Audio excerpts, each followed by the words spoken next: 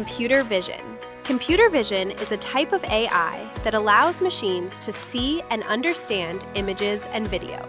Instead of reading text, computer vision systems analyze visual data using cameras and AI models.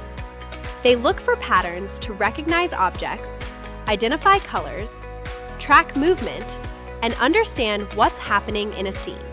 That's how technologies like facial recognition, self-driving cars, medical imaging, and smart security systems can interpret the world in real time.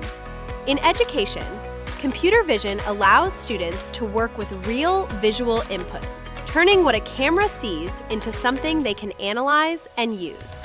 In Ozobot Editor, students can connect a camera and use AI blocks to analyze live visual data. They can program the system to detect specific colors, objects, or patterns.